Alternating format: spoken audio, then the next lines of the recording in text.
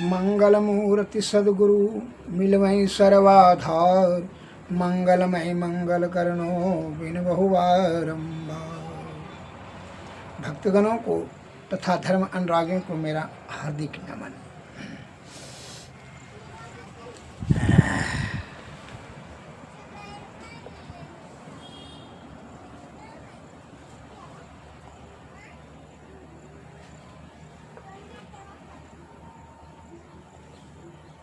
ब्रह्म हत्या सहस्राणि भ्रूण हत्या सातानि चेतानि ध्यान योगश्च देह त्यागिनी रेव बंधनम।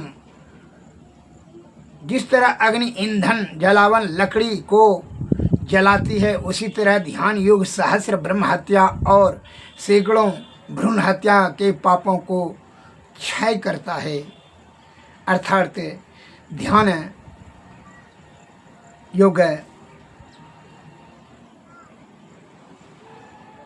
में सूरत को चित्त अस्थिर करके, सूरत को केंद्रित करके निरंतर ध्यान करने से विषय वासना भी क्षीण होता है और पाप ताप संताप भी नाश होता है। ब्रह्म हत्या ताये रहे हजारों ब्रह्म हत्या और सैकड़ों भ्रूण हत्या के पापों को भी क्षय करता है ध्यान योग।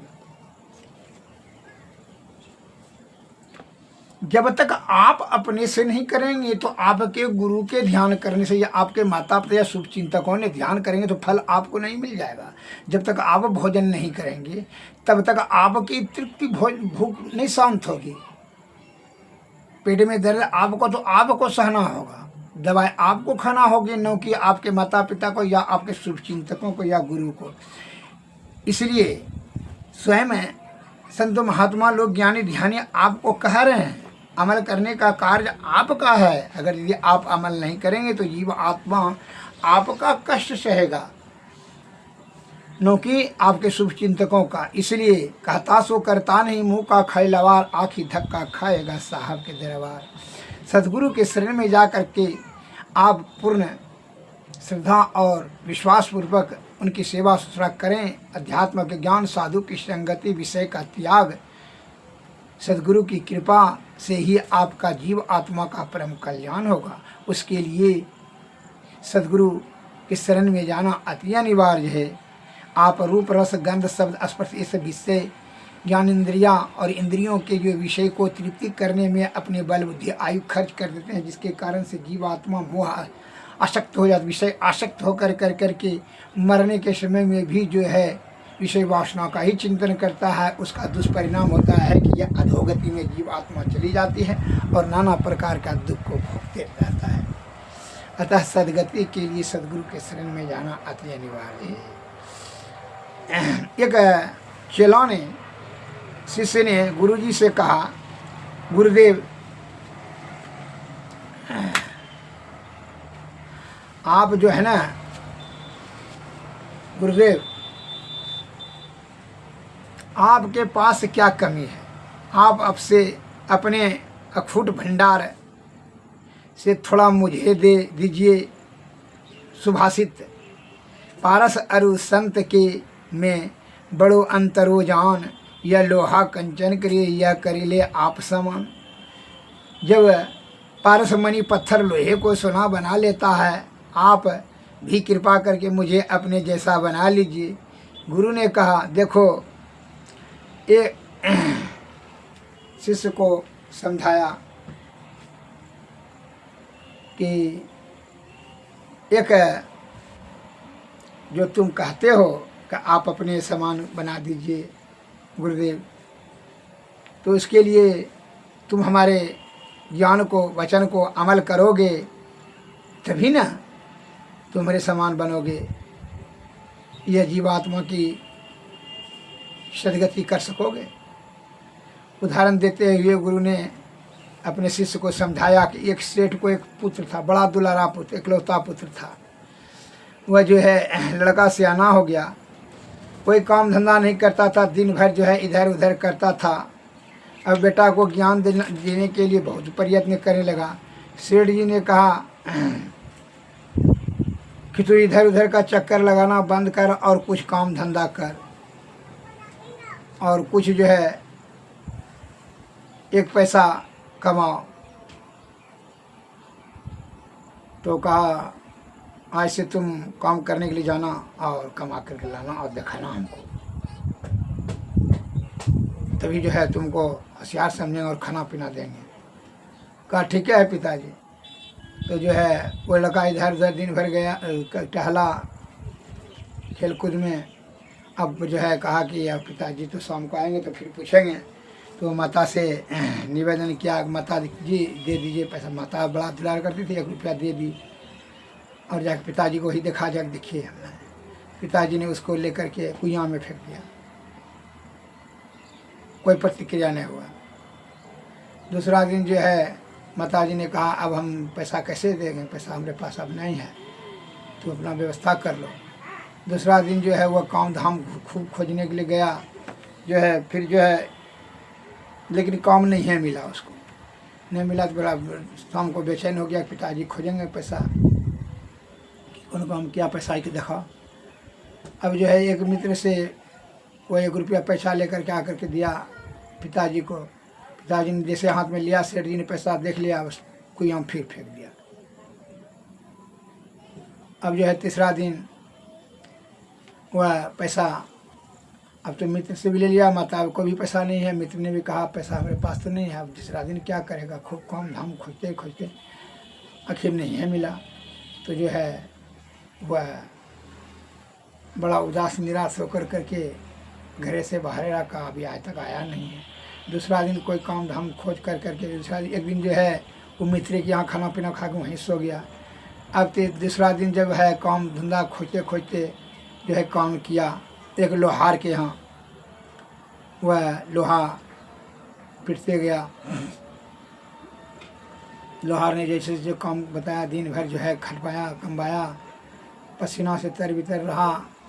भट्टी में, लोहे के भट्टी के निकट में उखटा जो है कमाया। 1 रुपया शाम को दिया लोहार ने, आया पिताजी को दे दिया। वो पिताजी ने जैसे हाथ में पैसा लिया और फिर जाकर उसको कुआं में फेंक दिया। तो घर में फुला करके कि कैसा पिताजी हैं, देते हैं तो पैसा खाली कुआं में फेंक देता है। एक दिन जब फिर दूसरा दिन गया कमाने के लिए लोहार के यहाँ, उस दिन भी जो है खूब लोहा तो है पीटा, आगिन के निकट रह करके पसीना पसीना दिन भर पसीना चलते रहा। और जो है आकर के चौथा दिन जो पैसा देता है हाथ में, तो पैसा लेकर कुआं फेंकने लगा। बस चिल्ला करके दौड़ करके पकड़ा पिताजी का हाथ और कहा नहीं आप जो है कमा कर कितना परिश्रम से लाए हैं और जो है आप कुआं में फेंक देते हैं पैसा। दिन भर पसीना हमको चल गया है, ये पैसा 1 रुपया कमाने में लोहार का दिन भर लोहा पीटते पीटते जो है देखिए कितना हालत ख़राब हो गया और आप कुआं में फेंक देते हैं, कल भी फेंक दिए। तो सेठ जी ने कहा कि ठीक, अब समझ में आया कि परिश्रम का कमाई जो है व्यर्थ में नष्ट करने में कितना कष्ट अनुभव होता है। कहा तुम परिश्रम का ही कमाई हुआ, वो पहले वाला जो था कमाई तुम्हारा परिश्रम का नहीं था, इसीलिए तुमको उतना कोई चिंता नहीं हुआ। लेकिन जब यह परिश्रम का कमाई था तो नष्ट करने में बहुत तुमको कष्ट महसूस हुआ, जो कि पिताजी पर जो है चिल्लाया भी और दौड़ करके हाथ भी पकड़ दिया, पैसा नष्ट होने से बचा। इसीलिए वो मेहनत की महत्ता को समझा। और उसी प्रकार पहले जो है तुम व्यर्थ में माता से पैसा ले करके बाप का कमाया हुआ दोस्त और अन्य सब व्यर्थ ले कार्य में पैसा रुपया 100, 200, 500 का रोज व्यर्थ नष्ट करता था। उसमें तुमको तो कष्ट नहीं हो रहा था। व्यर्थ में रोज जो है कुछ संगति में पढ़ करके व्यर्थ नशा तशा सेवन करना और व्यर्थ का खर्च करना, अनावश्यक खर्च कर मित्रों के साथ में झूठी प्रशंसा बढ़ाई प्राप्त करने के लिए अत्र तत्र भटक करके अपना कीमती समय और बाप का पैसा को ही बर्बाद तुम करता फिरता था। सिनेमा, लौटंकी इत्यादि और सब देखता फिरता था। उस समय तुमको कष्ट नहीं होता था, जो कि 200-400 रुपया 500 रुपया रोजे बर्बाद करता था। और आज 1 रुपया के लिए तुमने बाप को हाथ पकड़ लिया। इसका मतलब पसीना का कमाई का महत्व समझ में आ गया। इस प्रकार से महात्मा जी ने कहा कि सेठ जी ने अपने बेटा को समझाया कि तुम आप समझने लगा। गुरु ने कहा शिष्य से, बस इसी तरह यदि मैं तुम्हें अपनी शक्ति में आगे बढ़ा दूं तो तुम उसकी कीमत नहीं समझ सकोगे और स्वयं साधना करो और उसके स्वाद को चखो। स्वयं के साधना करने से ही आपका जीव आत्मा का कल्याण होगा, सद्गुण आएगा। सदाचार का पालन करो, सद्बुद्धि से सद्गुण सतोगुण में रहो और सद्गुरु के शरण में जा करके उनका सेवा से युक्ति जानो, युक्ति से भक्ति, भक्ति से तप जाए। तुम्हारी जीवात्मा की सदगति होगी, सतलोक की प्राप्ति होगी, ब्रह्म की प्राप्ति होगी, तभी सही सुख और परम सुख की प्राप्ति होगी। हमारे सुख देने से तुमको नहीं हो सकेगा। बस इस प्रकार समझाते हुए तब जो है उनको आत्मा में ज्ञान हुआ कि सही कहते हैं गुरु महाराज ने। इस प्रकार गुरु के शब्दों को समझ गए। इसलिए कहते हैं कि संतन की मति अति गोई, उसे जाने नहीं कोई। संतों के शब्दों में बड़ी सार गर्भित ज्ञान है। उसके शब्द के अर्थ को समझ कर करके ही अमल करें और अपनी जीवात्मा की सदगति के लिए सतोगुण में सदाचार का पालन करके सद्बुद्धि से सदगुरु के शरण में जाए। श्री सदगुरु महाराज की जय। तभी आपका जीवात्मा का कल्याण होगा, अन्यथा विषय आसक्त होने जाने के कारण से दुर्गति निश्चित होगी। जब तक कि आप यह इंद्रियां अतीत होकर के अंतर्मुखी अंतर साधना से ब्रह्म की प्राप्ति नहीं कर लोगे, तब तक आपका जीव आत्मा का मुक्ति कैसे हो सकेगा। जैसे कोई डॉक्टर दवाई देता है, खाना तो पेशेंट को पड़ता है तभी ना इलाज होगा उसका। कोई गुरु ज्ञान देता है, अमल करने का काम तो शिष्य का है, तभी ना वो विद्वान बनेगा। गुरु जी पढ़ लेगा, चला को सामने में रखेगा तो चला विद्वान हो जाएगा। माता भोजन कर लेगी तो पुत्र का पेट भर जाएगा, ऐसा नहीं होगा। इसलिए अपनी जीवात्मा कल्याण करने के लिए गुरु से ज्ञान प्राप्त कर करके आत्मज्ञान से सोच समझ कर करके अमल करें और लाभ मिलेगा, तभी सदगति मिलेगी। श्री सदगुरु महाराज की जय। और अज्ञान रूपी अंधकार में रहेंगे तब तो मोक्ष को उनको ज्ञान भी प्राप्त नहीं होगा। और गुरु के शब्द के वचन को अमल करेंगे तो ज्ञान प्रकाश होगा, तभी जीवन का अंधकार मिटेगा। यह अंधकार के कारण से जीवात्मा ब्रह्म का सुख भूल गया है और यह इंद्रिय सुख में लग कर करके अपने आयु और बल बुद्धि को नष्ट कर देता है व्यर्थ में। एक बार जो है संत वाणी में एक कहावत लघु कथा आया है। संतों के पास जो सुख है वह परम है, प्रभु परमात्मा का सुख है। उस सुख के बाद दुख नहीं है। यहाँ मोह कर कारण नाही, रवि सन्मुख तम कभू की जाही। बहुत से छल कपट परपन से धन जमा कर लेता है, वो अपने आप को जो है संत महात्मा साधु फकीर को देख करके बड़ा मन में हंसता है। विषय आसक्त होकर अहंकार प्रभुता पाई काहि मदनाई। प्रभुता से क्या के कुछ नहीं है, इसको जो भिख मंगा के भिक मांग करके खाते पीते, लेकिन उनके पास संतोष रूपी और त्याग की शक्ति जो है और उसी के कारण से वह कितना आनंद में है, उसका आनंद का शब्दों में व्याख्या नहीं किया जा सकता है। जैसे सूर्य के सामने में अंधकार कभी नहीं आ सकता है, उसी प्रकार संत महात्माओं जो सही संत महात्मा हैं उनको कोई दुख नहीं हुआ है। वह परम आनंद है। आपको ऊपर से लग रहा है कि कपड़ा नहीं है, नंगा है, खाने के लिए नहीं मिल रहा है, बड़ा दुखी है, या आपको ऐसे आराम का करने का जो है साधन नहीं है, तो आपको लग रहा है कि दुखी है, लेकिन वो तो आनंद है। भीतर में आनंद किसको चाहिए? जीवात्मा को। वो सदैव जो है निरंतर ध्यान में रहता है, वह तीन अनहद नाद में रहता है, वह आनंद का रसपान करता है। शब्द गुंजायमान होता है, अनहद नाद का शब्द प्रारंभ होता है तो जागृत और स्वप्नावस्था तीनों अवस्था में वह शब्द का नाश नहीं होता, वह शब्द में मग्न रहता है, वह परम आनंद का सुख भोगता है।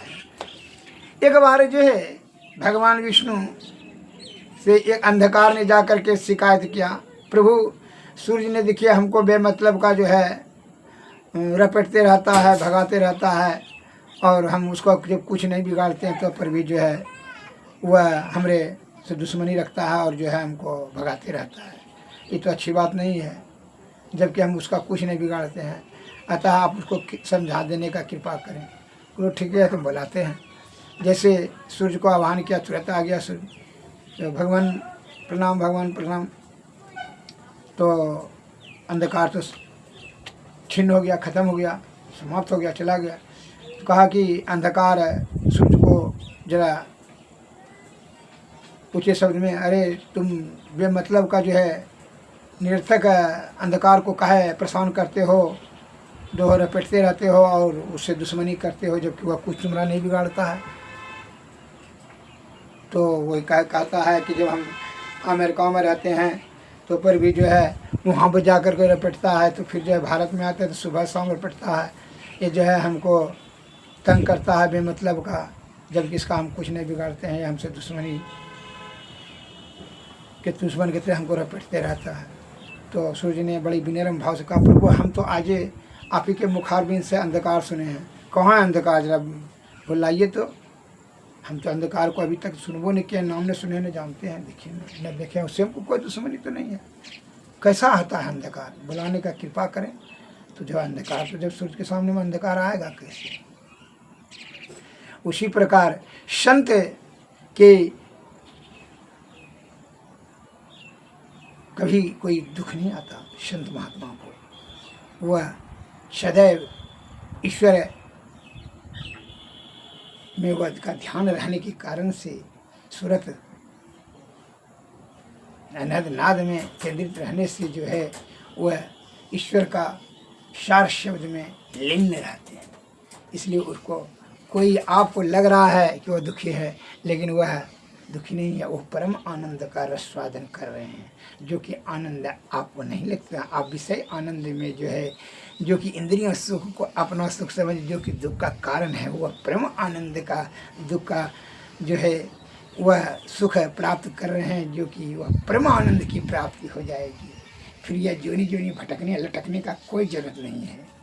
इसलिए वह अंतहीन आनंद की प्राप्ति करने में अपना समय बल बुद्धि लगा रहे हैं, और विषय भोगी प्राणी विषय में क्षणभंगुर आनंद प्राप्त करने में ही जो है अपना बल बुद्धि आयु सब खत्म कर देता है, जो कि वह दुख का महाकारण है। अधोगति में 84 लाख योनि में भटकते भटकते लटकते लटकते नाना प्रकार का दुख भोगता है। रोग शोक संताप पाप ताप काम क्रोध मद मोह लोभ, ये सब क्या है? राग द्वेष ईर्षा, सब क्या है? ये सब दुख ही है।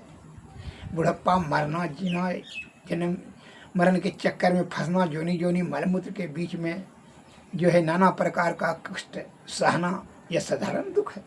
ये सभी दुखों से निवृत्ति प्राप्त करने लिए संत महात्मा जो है इंद्रियातीत होकर के अंतर्मुखी अंत साधना से वह लगे रहते हैं ईश्वर की प्राप्ति करने में। और तुम रूप रस गंध शब्द स्पर्श से मोहित होकर करके इंद्रिय सुख में लग करके अपने बल बुद्धि को नष्ट करते हो और अपने आप को बड़ा होशियार और सियाना समझते हो, जिसके कारण से जीवात्मा की दुर्गति होती रहती है। श्री सदगुरु महाराज की जय। सदगुरु के शरण में जा करके ही सतोगुण में रह के सदाचार का पालन करते हुए सदगति प्राप्त कर सकते हैं। यह जीवात्मा का तभी परम कल्याण होगा।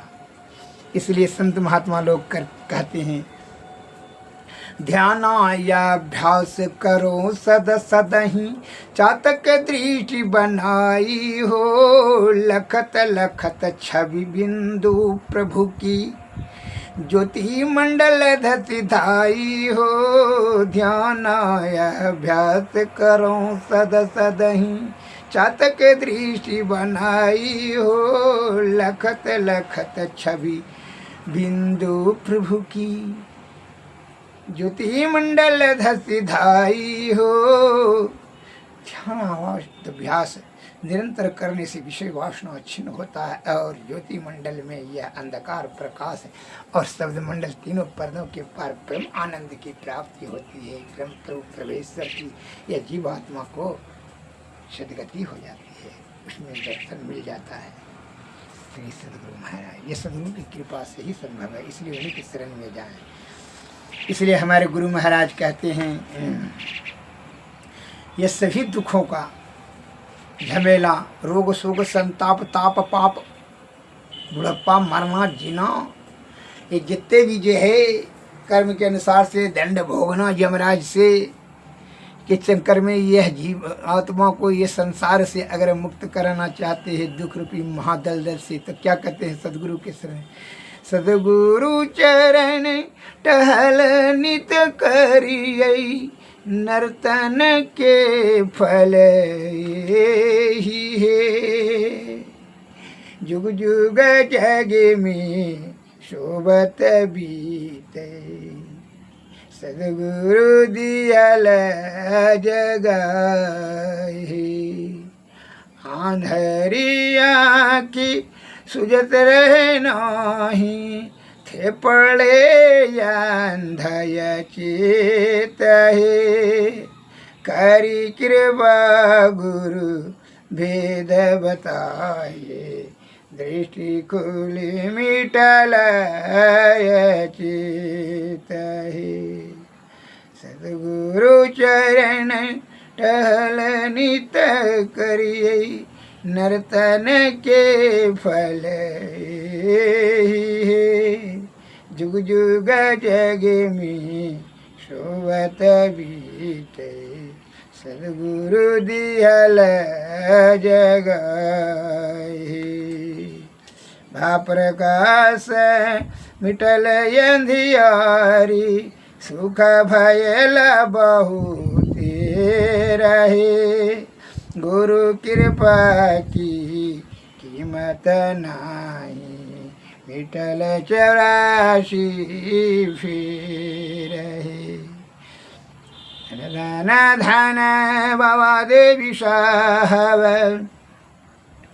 सदगुरु बंदी छोर है, तुम समभेदी नहीं कृपालु, मैं ही कहता कर जोरी है, सदगुरु चरण टहल नित करियै, नर्तन के फल ही है।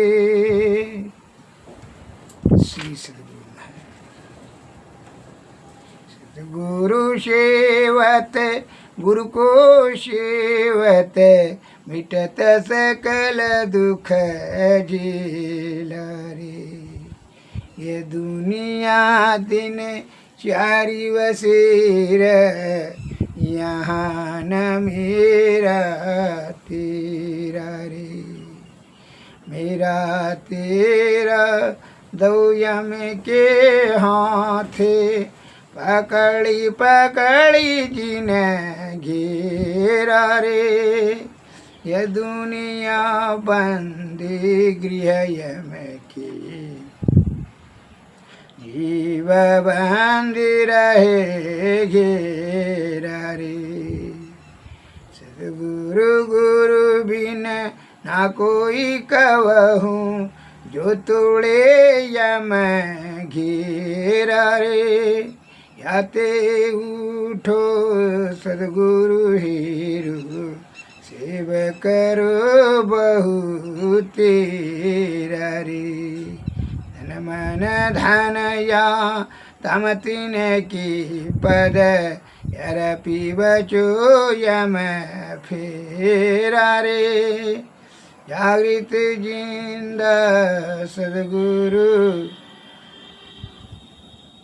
जब सब जिनको जग में जोड़ा रे, बाबा सतगुरु देवी साहब जा पद को मही चेरा रे, सतगुरु सेवत गुरु को सेवत मिटत सकल दुख हिलारे। सभी दुखों से निवृत्ति प्राप्त करने के लिए सदगुरु के शरण में जा करके उनकी सेवा से युक्ति प्राप्त के भक्ति करो, भक्ति से तब मुक्ति होगा। अन्यथा यह संसार जेल जो है, संसार रूपी जेल, यह यमराज के चक्कर में फंस कर करके नाना प्रकार के दुखों को तुमको झेलना पड़ेगा। और कर्म के अनुसार से यह नरक स्वर्ग में ये धकेलते और जोनी जोनी में धकेलते रहेगा यह यमराज ने। इसके चक्कर से छुट मुक्ति पाने के लिए क्या कहते, तन मन धन या तम तिने के पद, तन और मन और धन का अर्पण कर दो गुरु के पद में, और जो है त्याग शक्ति उड़ाकर संतोष से जो है गुरु का ज्ञान बताए अनुसार से जीवात्मा को लेकर के ऊपर चले जाओ। 10वें द्वारे होकर के, सुषमना नाड़ी होकर के, तीनों पर्दों के पास अंधकार प्रकाश और शब्द मंडल, और तब फिर क्या करते हो, तब वो सार शब्द से जो है वही जो अनहदनाद में मिलेगा, वो सार शब्द में इसके सहारे निशब्द में ब्रह्म की प्राप्त, फिर जीने मरने और 84 लाख जीवनी से झंझट से समाप्त हो जाएगा। फिर इधर ताप से सब बच जाएगा, कोई पाप ताप संताप त्रय ताप से के चक्कर में नहीं फंसना है। इसलिए संत महात्मा लोग कहते हैं, सूरत संहारो यधर चढ़ाओ, झिलमिल ज्योत जगाओ री, तोर झलकी दामन दम के दीपक ज्योति उगाओ री, चांदनी चांद सुध सुर पर खुआ तमयन भव पाओ री, 5 3 मन न्यारा हो के शत शब्द मिल जाओ री, शांति लव का यतन यही है सब संतन ने गायो री, देवी साहब प्रचार करे यही में ही गाय सुनायो री, सूरत समारो यधर चढ़ाओ, झिलमिल ज्योत जगाओ री। श्री सदगुरु महाराज। समय गया फिरता नहीं, झट ही करो निज काम, जो बीता सो बीतिया अबहु बहु गुरु नाम। संत मता बिनु गति नहीं, सुनो सकल दे कान, चो चाहो उद्धार को बनो संत संतान। मैं ही भेद या संत मता गर आए, सबको दियो सुनाए, अब तो रहे चुपाए। श्री सदगुरु महाराज की जय, श्री सदगुरु महाराज की जय। ये सभी झमेला से बचने के लिए गुरु के बताए अनुसार से करके कहा कि वो जो है और तन मंदिर में कीजिए, दृष्टि जुगल कर शन मुख दीजिए, चमकई बिंदु सूक्ष्म यतियो जल, ब्रह्म ज्योति अनुपम लख लीजिए, जगमग जगमग रूप फलमंडा, निरखी निरखी ज्योति तज दीजिए। शब्द सूरत या व्यास सरल तर करि करि सारस भग गई, जे ऐसी जुगति कय आगढ़त्याई, भव ब्रह्म भेद सकल मल छीजी, भव खंडन यारति यह निर्मल, करिमेहि अमृत रस पीजी, आरति तन मंदिर में कीजिए, दृष्टि जुगल कर सन मुख दीजिए। श्री सदगुरु महाराज की, श्री सदगुरु महाराज। सदगुरु नमः, सदगुरु नमस्कार, जय हिंद।